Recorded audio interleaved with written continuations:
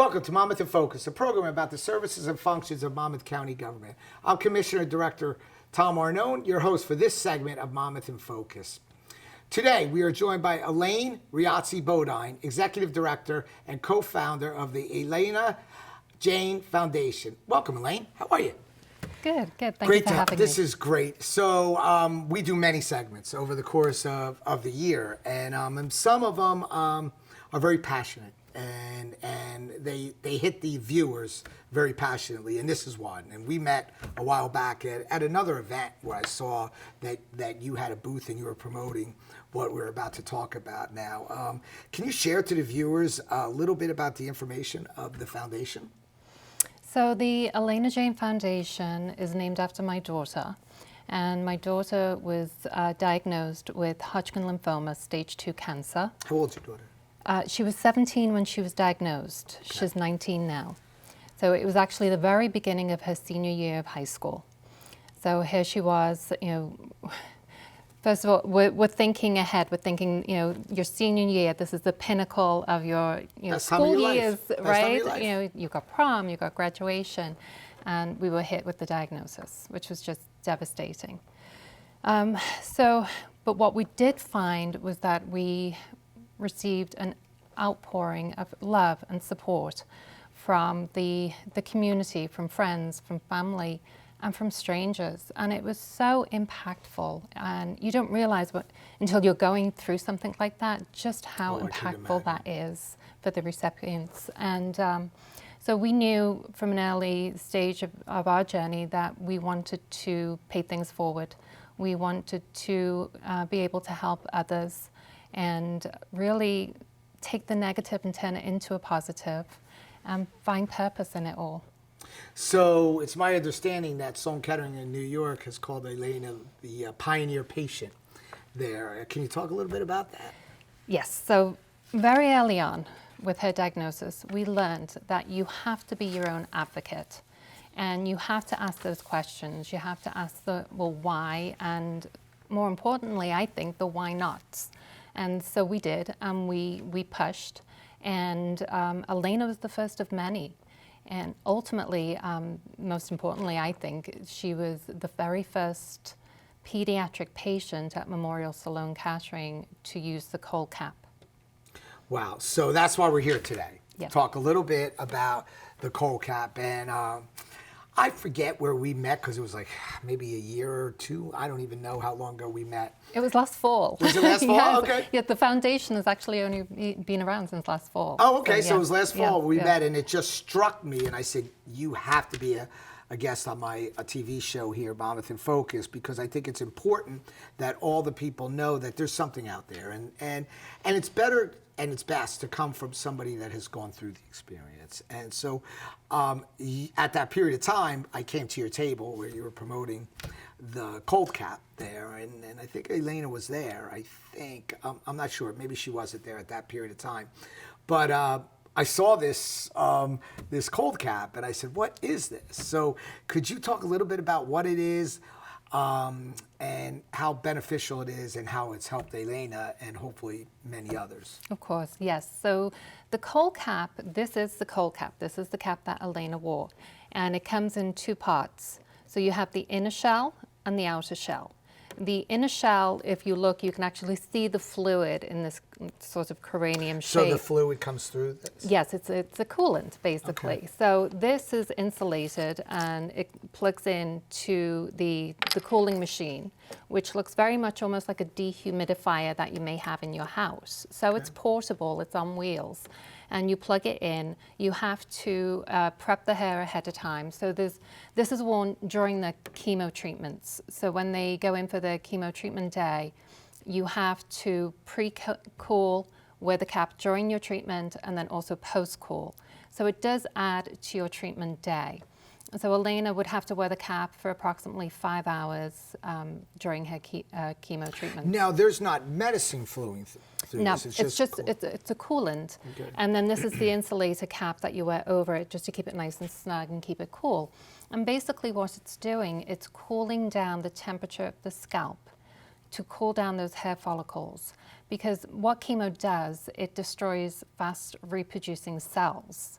And what this does then is actually cause it to a temperature where it protects those cells, because chemo doesn't understand what are good cells and what are bad cells. It just kills them all. And ultimately, that's what results in hair loss. But then they found if you were to cool down the scalp, it protects the hair follicles, and thus leading into either no hair loss or less hair loss. So as you said, when you were stunned and shocked to find this out, this at that time devastating news there, and but now let's think of the patient, which is the child. Yes.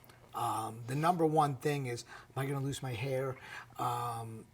Somewhat being cautious, going around their friends and stuff like that.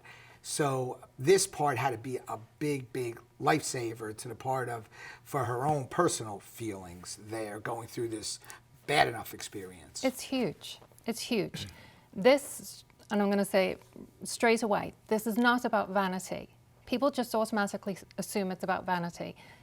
It's got nothing to do with vanity.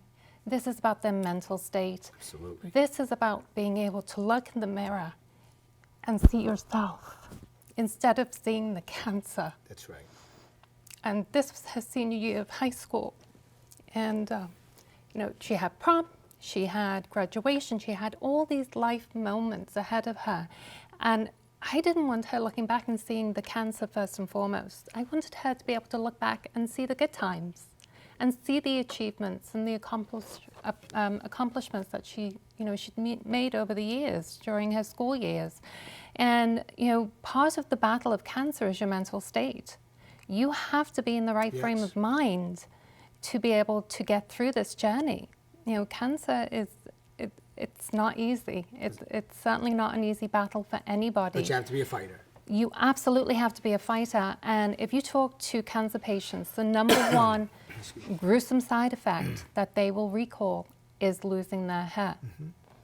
And, it's something, no matter what age, it's devastating, but especially for these teenage girls, especially. And females. But males too. Males too, Males. yes. In fact, when I was, and of course I've been talking about this now for some time, and I'm meeting with people. I had a friend of mine who I didn't realize, I know his father had passed, and he'd passed because of cancer. But he shared with me that his father did not want to lose his hair. And they say 10% of cancer patients will actually forego chemo because they do not want to lose their hair. And unfortunately, he was one of them. And he chose a different route to go. And unfortunately, he passed. Oh, wow. So this is a game changer. So before we go to the mission that you are creating moving forward, can we talk a little bit about how your daughter is right now? She's doing well. Thank you for asking. We just celebrated her first year of being cancer-free last Wednesday. So we were super thankful and feeling very blessed right now. She is a freshman at Monmouth University. Terrific. And she's actually in the nursing program. Oh, wow. Yes. What a great stories. And I thought it was important because as our viewers are watching, they're hoping what that end's going to be there, that end story is going to be in which you conveyed, which is fabulous. And but then you did not stop there. And nor did she. Elena is also very much involved with the foundation. That is fabulous. So we kind of tag team. Elena works directly with the recipients, and I work behind the scenes and then also with the caregivers, because something else that we're able to give to the people that reach out to us is that we get it. We've been there. We've lived it. It's a lot easier to hear it from you because people believe it.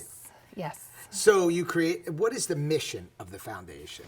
So our mission is to provide financial assistance and support to specifically the adolescents and young adults that wish to use the Kohlcap, and also to educate, bring awareness to the general public and to the medical field. Not enough people know about this. And when we first started our journey, we had to fight so hard to get approval for Elena because these pediatric oncologists were not aware of the Kohlcap. This was basically FDA cleared in 2017 for 18 and older. So it's found in many of the adult facilities, but it's not available in the pediatric world. My argument was, but hold on, you are a pediatric patient until 23. So there's a whole section here of pediatric patients, cancer patients, that you're not providing this as an option, and you should be. Give them the option, just as you do with the adults. Wow, we are so fortunate that people like yourself, that I could see that in your presentation, how determined and passionate you are. So how many families have you helped, you think you've helped, or have reached? Well, we're definitely getting out there to the community.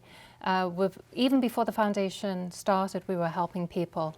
But right now, currently, we have 4 recipients, all local girls in Monmouth and Ocean County, that are either going through chemo or just finished chemo. And we were able to provide them all with the cold cap, and then also to cover the cost of the scalp cooling treatments as well. And what is that, the scalp? What is the... The scalp cooling treatments is the treatment day. So, so you have to plug it in, and you have to basically, that's the scalp cooling treatment. So this is the cold cap, and then once you plug it in and that starts to circulate, that's your scalp cooling treatment. Now, where, like any of our viewers that are watching this, and let's hope nobody has to come across this, but if that should be the case, where would they be able to reach out to you and find out more information, and then find, like, where do you purchase these? Do you just use them for the period of time that you need them? Is it a hospital? Is it a pharmacy? Where might it be that you would?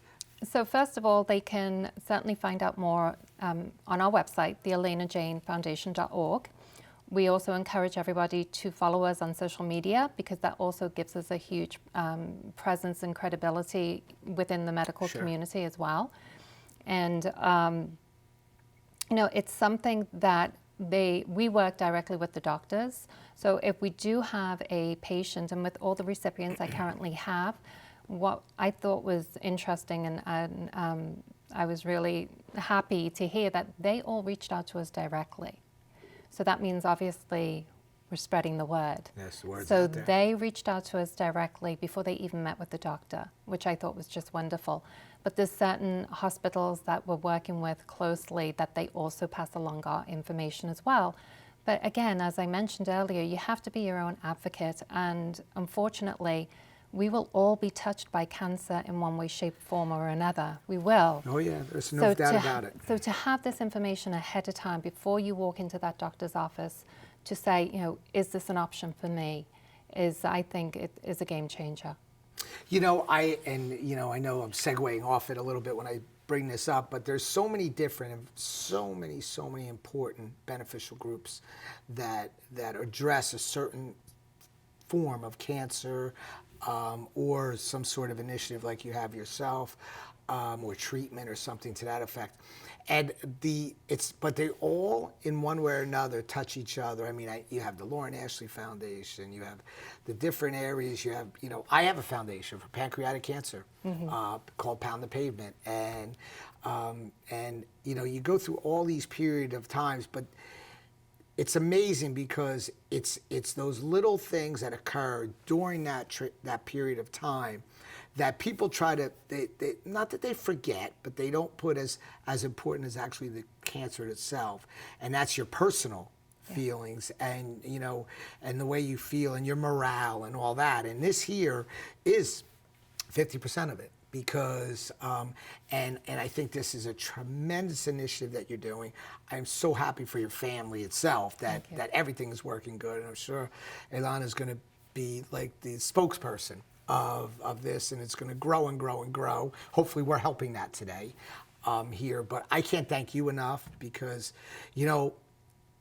unfortunately a lot of people go through these difficult times, and then when the difficult time is, it was personal to you and to Ilana and to your family, but the good outcome came from it, and now you said, okay, let's make sure we get this message out so other people can get that good outcome. So I commend you for that there, and anything that we can do here in Monmouth County to help you or assist you in a way. I hope this helps here, getting the message out there. Absolutely. Please make sure that you reach out. I'm so glad we ran into each other. Me too. You're doing phenomenal things. And again, anything you need from us, please feel free to reach us at any time. Thank you. I Thank you. appreciate that. So that's all we have today for our episode of Monmouth in Focus. And see the audience and everyone here in Monmouth County next time. Thank you.